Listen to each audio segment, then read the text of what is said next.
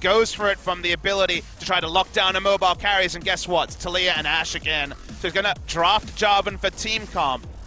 This is why I'm skeptical about how SKT have been using Untara, because if you look at their scrims, sorry, obviously you can't look at their scrims, but if you look at their solo queues, they are both most played Jax in the past 7 days. So they're not having one player play the meta Renekton and main meta top laners. We're having both players go for split push, and Huni has the mechanics lead over Untara. Maybe Untara's decision-making, given Huni's recent issues in that area, might be slightly better. But if you're bringing in Untara and throwing him on the Jax, it does make you wonder. It certainly does.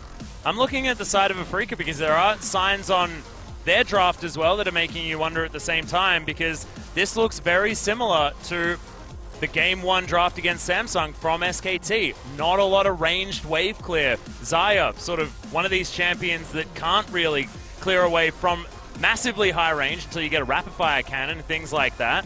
You can use that blade caller to do some of the work. So much is on the jungle. So much is on Elise to baby Caston through the early levels. If Jarvan gets ahead, his teleport can be used. Caston does well over time into Taliyah, but there's no guarantee that they'll work out. But Afrika Freaks, if they can do anything, they can create early game leads. We'll see where the Spirit... You have a champion like an Elise. Seismic Shove not going to find Kuro as Faker takes a lot of damage. Even a turret shot there as Peanut thankfully here to save him. Yeah, the flash actually coming down. No Cocoon is going to land, but they're still doing a lot of damage. First Blood manages to go to Spirit, but he is going to be answered immediately afterwards. Afrika Freaks probably still happy. Shots, which are at a premium for MaRin. They have a control ward here, so he's not spotted. They're going very hard for this. Untara is most certainly dead. There's the Cataclysm.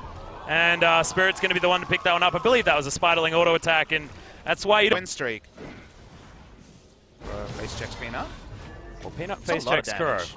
Who face checks who right now? As the Rift Walk is going to come down. There's the flash. Nice. Gets him out of the way. Peanut is in enemy territory right now as Spirit gets over, just is going to lap up that kill. Yeah, Tucson's just going to make his way through. Wolf's down there, but Spirit is going to get picked off. Bang is going to make his way in. There's a cancelled teleport from a counter-strike on the top side of the map, as there's the wild growth. Decent damage from Kuro, but he has to try and get himself in there. Good exhaust onto Faker as Kramer finally making his way down, but he gives up on the chase, and Kuro just sacrifices himself for his support player. It's one pick, but it's not... Be another such thing, so...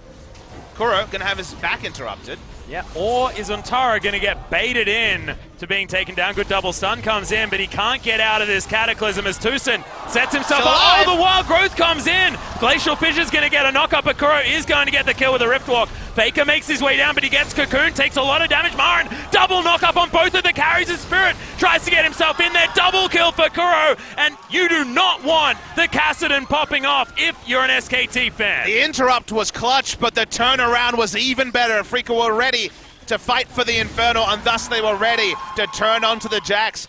We talked about Huni's indecision and wrong decisions recently. Actually step up and be a match winner, because he hasn't needed to be for the majority of his success. Well, right now he's trying to, as the Cocoon is going to go wide. Might mean the death of MaRin, but no, it doesn't. Just Tiamat's him right at the last. He has decided he's had Fiora games that are similar. He still has hit his items at a good speed, and they still have CS advantages in all three carries. Wow! Spirit is everywhere on the map right now. Grabs himself another kill. Doesn't even need to repel as he wanders himself out. And this is why he has more than double the kills of the rest of his team. I'm just impressed they can make an orbital strike out of those three champions. Braum, Elise, and also using the Featherstorm. This instant one shot expected for jungle control on the side of Afrika.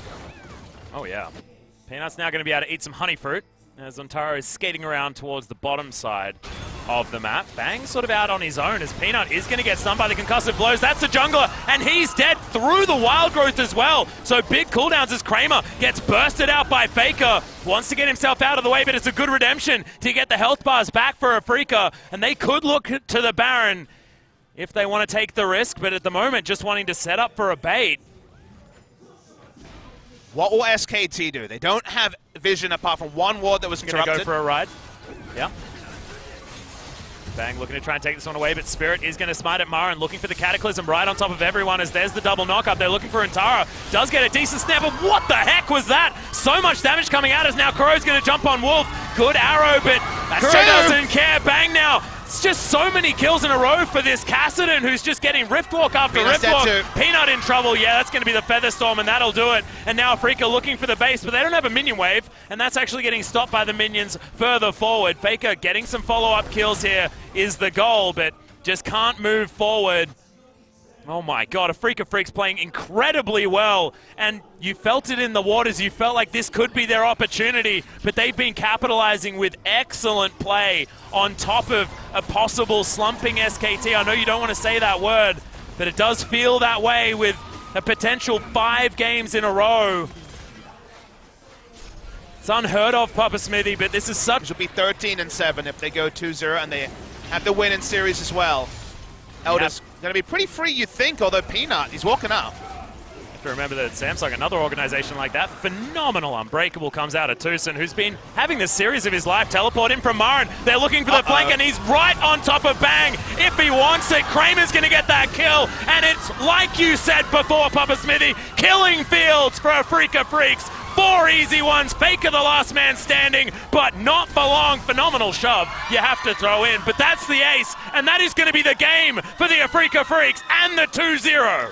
This is the week that SKT fans will want to forget. They'll probably make it to Worlds. They'll probably make it far in Worlds, but in this week, on the 15th of July, SK Telecom are 2-0 twice. I don't know if they had the right read on the meta. The Untara win streak is gone. The blank win streak is gone. And Afrika Freaks outplayed them pretty considerably. And today, drafting concerns that a lot of people said about the earlier series this week, I think those really can't be the full story. Yeah. And yeah, you can't just talk about a slumping SKT, because I said it and I regretted it immediately, because this game isn't about an SKT slump, in my opinion. It's about Afrika Freaks finding a winning formula and making it work 2 games in a row. And it wasn't exactly the same comp. It was the same sort of idea for Afrika Freaks, but it wasn't the same composition. They have multiple ways to win. Just looks brilliant. And both sides of the map as well. I mean, this could be an Afrika Freaks ready to make a gauntlet run. It didn't matter to some people that SKT lost at Rift Rivals. It wasn't a tournament for Worlds points. It was just a tournament for fun, people think. They lost there. The fans were unhappy, understandably, from Korea. They moved forward. That one game has become 5 Atlas, and now is where everyone around the world starts to take notice. I feel like they've over-indexed on split pushes. They've tried Jax with multiple different members. It doesn't work for them. They've had other identities, gone a bit more standard in this game. Didn't really work for them. They really do need to go back to the drawing board. They play very soon. They play on Tuesday against Jinair, who admittedly also lost today. I think if they lose that series, that's when people really will talk about slumping SKT. Yeah, I agree with you. And there has been times in the past where it looks like SKT don't have the correct read on a meta, something like that, and that time has been and gone. You know, you have different patches, and then SKT have done the research, but early in a patch is when they often have the doubtful times that it's been capitalized on better than we've ever seen it capitalized on by teams like Afrika and Samsung this time around. And I love that you mentioned that Afrika has always been the Achilles heel of SKT. Well, you look back to 2014, it was Samsung back then as well, so both of the teams that have capitalized in the past have certainly done so this week. But whose fault is it? That's kind of the problem that SKT fans will have. They're so used to success. This is the team anointed to win Worlds basically every year. Is it Huni's fault? Is it Peanut's fault? Is it Koma's fault? Is it Faker's fault? I don't really feel like there's one person that's letting this team down. Faker was trying his best to wave clear and buy time. I think the Untara hype needs to die down a little bit. Again, he's had good results, but to me that was a strong 4-man, and just him being less dive hungry than Huni, for example. Untara